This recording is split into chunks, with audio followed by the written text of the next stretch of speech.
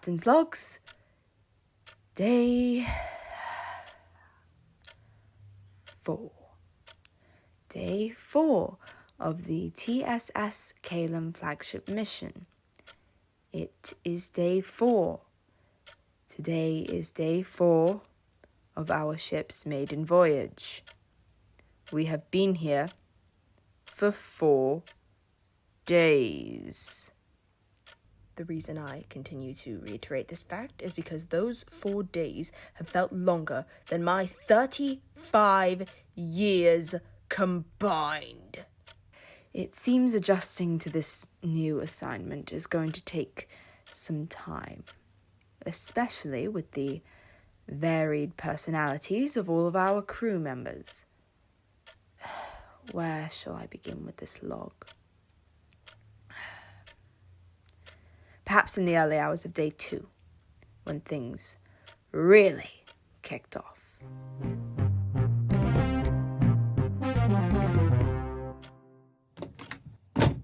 Captain. DeSilva, what seems to be the issue? Do you know how much sleep I got last night? I've no earthly idea, but please continue. I slept a maximum of 2 hours and fractured. I can barely focus on eating my breakfast. How am I meant to work under these conditions?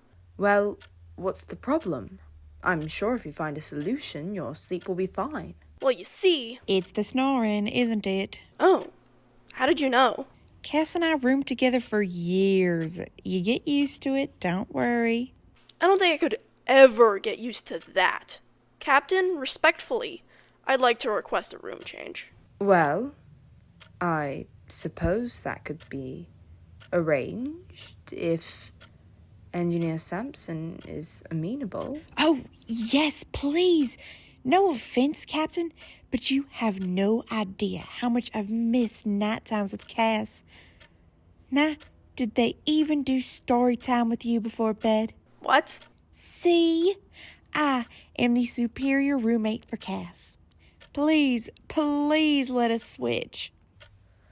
All right, I suppose. Just, I'd like if there were no more complaints regarding room assignments. Discourse this early in a mission is more often than not a sign of issues with the crew, and the last thing I need is corporate breathing down my neck about resolving arguments. I'm sure the rest of you could do with a break from icebreakers after yesterday. Oh, thank you. I so promise much. you will not regret this.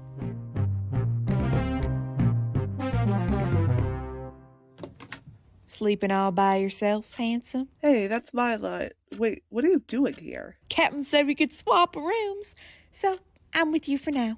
Wait, really? What miracle of nature made the captain, who tried to prevent our platonic union in order to enforce the rules of a board game, let that happen? Oh, and I said something about your snoring, and I jumped on the opportunity, believe me. Nye, not liking my biological white noise machine? What sacrilege. Indeed. He claimed it impeded his rest. Can you fathom it? No, good madame, I cannot fathom. Good to have you back, Maeve. Right back at you. Now, where's your stuff? Somehow, I've been missing the spike jewelry. Thank you again for accommodating my request. Of course, Dr. DeSilva, I really do hope the crew can get on well, and I don't want something as silly as nighttime habits causing fissures in morale so soon into the mission. And just to be safe, you don't snore, do you? I've never had any complaints from former bunkmates, so I'd assume not. I should warn you, though, I'm a bit of an insomniac. That's fine. I'm prone to staying up late working, so it shouldn't be an issue. Then let this be the wonderful beginning of our new roommate-ship. Is that a word? I hesitate to use friendship, as being roommates in no way connotates friendship, but... Roommate-ship seems close enough. Here's to our long-lasting roommate-ship.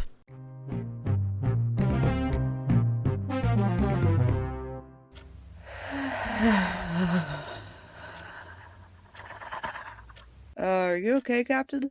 Yes. Yes. Perfectly fine, St. James. perfectly fine. Are you sure? Because it kinda looks like you're... Good morning. Good morning. Morning. Sleep any better? Like a dream, thank you. Moving rooms really did help, I've gotta say. I think the captain would beg to differ. What do you... Christ on a cracker! Captain, are you okay? Fine. Thank you for asking, DeSilva. I am simply realizing that I have become the woman who raised me. With all due respect. What? Sampson, as you may have seen in your brief stint of rooming with me, I am rather organized. Really? That's it? If by organized you mean neat freak, then yeah, sure, we can say organized. Oh yeah, I did notice that. What's so wrong with being neat, huh? DeSilva, absolutely no offense intended, but I simply cannot continue rooming with you. I fear our organization styles may be too different. Oh, are you talking about the... Yes, I'm talking about the piles all over the room. An old crewmate of mine organized the same way, and it's completely all right, but I simply cannot have that in my space. I promise. It's not you. It's me. I feel like I'm watching the world's weirdest breakup. Uh-huh. You do not need to move quarters whatsoever. I can simply accommodate myself in the captain's quarters, which is where I'm meant to be sleeping anyways. Oh, no. If I'm being a burden, I can move. No, please, it's my own issues. Okay, break it up. We get it, you're both terrible, terrible people, and roommates and everything. What now? I guess we could switch back? No, then you'd be bothered by the snoring. We need a new solution. There are combinations we haven't tried yet. Let's not let this get us down. I mean, if we're treating this like a real breakup, one of us would have to sleep on the couch, and personally I volunteer Nye as tribute. What? Why? To use your science talk, you're the common variable between the two problems, so you've got to get the boot. Fine. Except all of our couches are just couches. None of them are fold-outs. They're sleepable. For the sake of simplification, let's just swap again. St. James, you're with me. DeSilva and Sampson can room together in Suite 1. Hopefully this combination will work out. Is everyone amenable? Yes. Good. Hop to it then.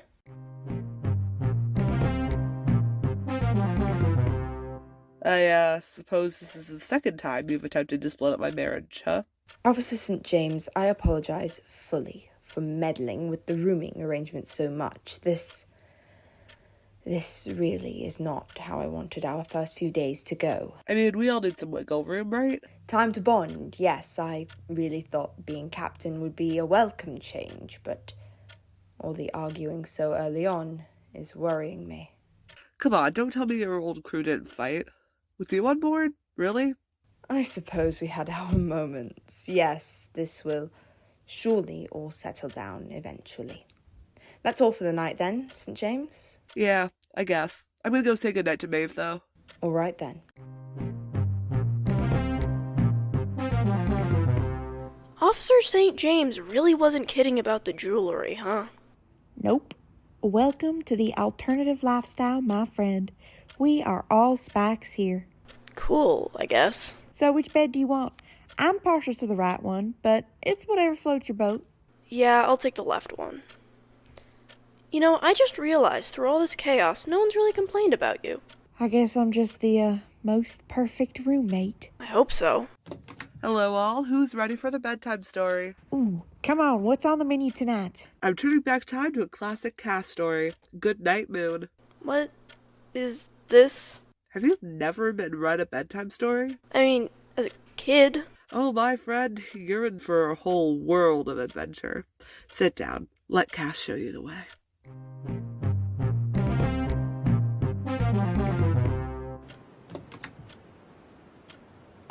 Hey, Captain, Nope.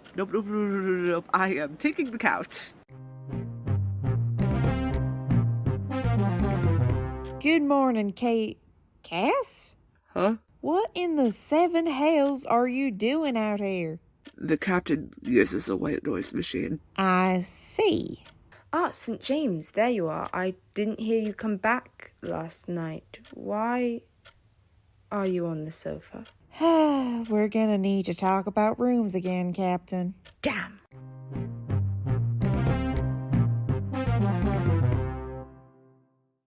Okay, these are the facts. St. James's snoring bothers DeSilva. DeSilva's organization bothers me. My white noise bothers St. James, and Mavis is a gothic ball of sunshine who has never done anything wrong ever. yes, that about sums it up. From what I can see, someone is going to need to make a compromise. Or, of course, I could always... No, there's gotta be a way to fix this. If we put Sampson and St. James together, they're fine, and then if...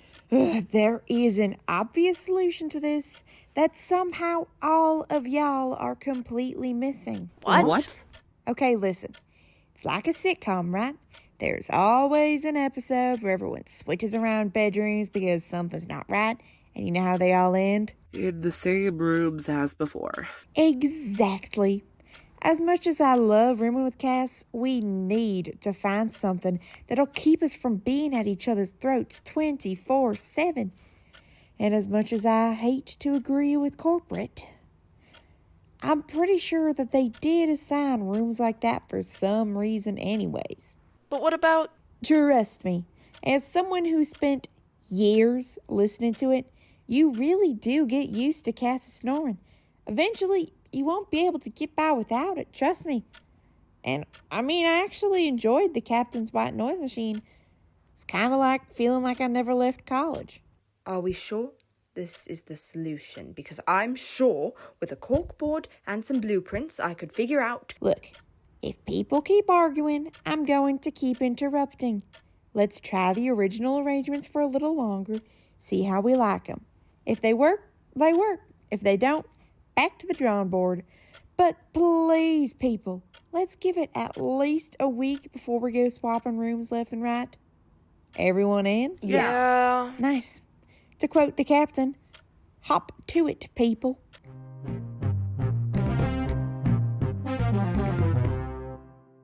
As you can see, the last few days have been, well, let us say, stressful. However, since Engineer Sampson took initiative, things have been more or less running smoothly. And I have full confidence that the crew will be back on track in no time. No need for corporate concern whatsoever. To be perfectly blunt, I'm proud of our crew. It does seem that, in spite of our individual eccentricities, we have the potential to do some good together. Or, at the very least, we have basic problem-solving skills. Here's to the future, I suppose. But, for the present, this is the captain of the TSS Caelum, signing off. The Cogwork Logs is a science fiction podcast primarily written and directed by Kaya Brown, although today it was written and directed by Keely Dodson-Gladis. Today, you heard the voices of Keely Dodson-Gladis as the captain, Laura Julich as Mavis Sampson, Kat Quigley as Nye DeSilva, and Kaya Brown as Cassiopeia St. James. This episode is edited by Keely Dodson-Gladis. A special thanks to Michael Gurwey for the theme, and thanks to you for listening.